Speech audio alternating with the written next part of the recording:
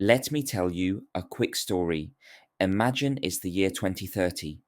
You walk into your local grocery store and pick up some oat milk, a plant based burger, a bag of frozen mango chunks, and, just for fun, a virtual reality headset for your kid's birthday. You get to the checkout and wince. Everything feels more expensive than it did last month. But later that evening, the news reports that inflation is steady and under control.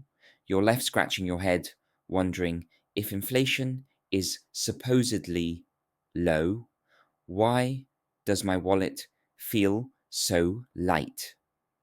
That disconnect between what official statistics say and what people actually experience is at the heart of today's conversation. Every year, the UK's Office for National Statistics, ONS, updates what's known as the inflation basket. This is the collection of items whose prices are tracked to measure inflation. In other words, how much the cost of living is changing.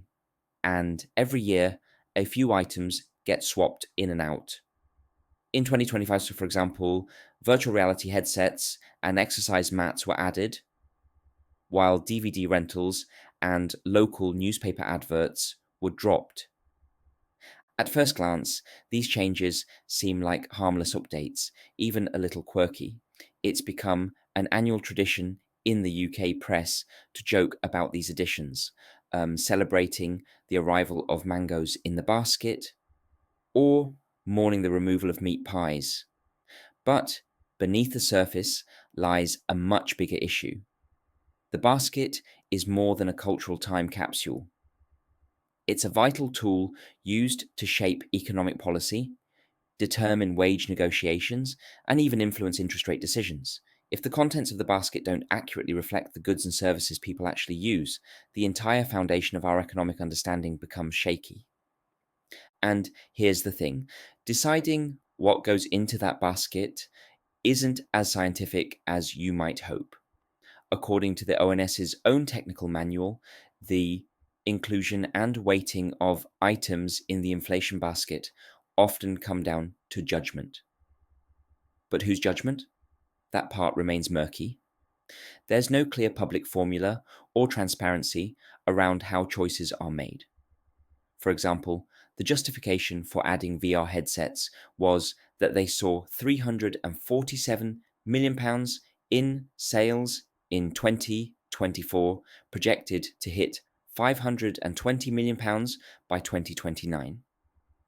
But when pressed on where those figures came from, the ONS didn't offer an answer. Even the methodology used by price collectors, the people who go out and gather this data, can seem a little absurd.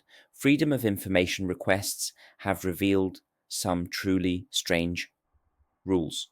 For instance, when collecting the price of a teddy bear, agents must record whether the toy is sitting or standing. But hand puppets are strictly forbidden. A meat pie must be sold cold, but it's okay to eat it hot.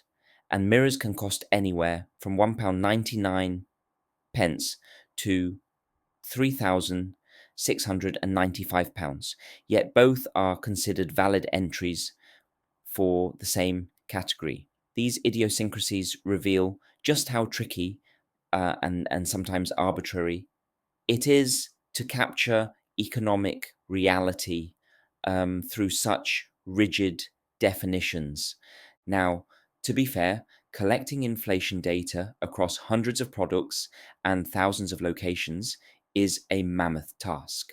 No system will ever be perfect, but the challenge becomes more serious when the stakes are so high.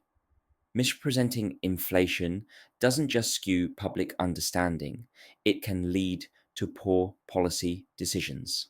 Central banks might adjust interest rates based on flawed data. Governments might miscalculate cost of living support. And everyday people might feel gaslit by reports that don't match their lived experience. There is hope, though. The ONS is starting to explore more accurate and scalable methods. like using scanner data from supermarkets, essentially harnessing real time sales data to get a clearer picture of prices.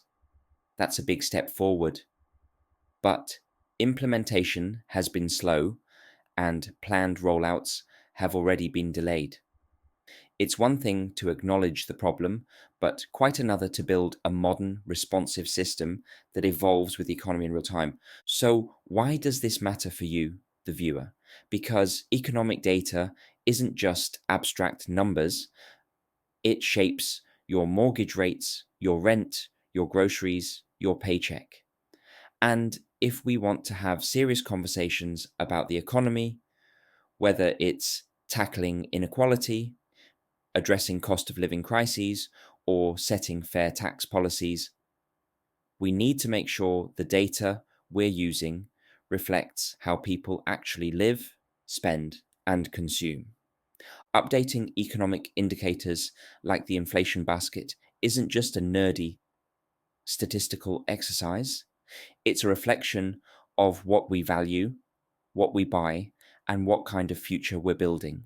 If our tools are outdated or poorly designed, the decisions we make with them will be too.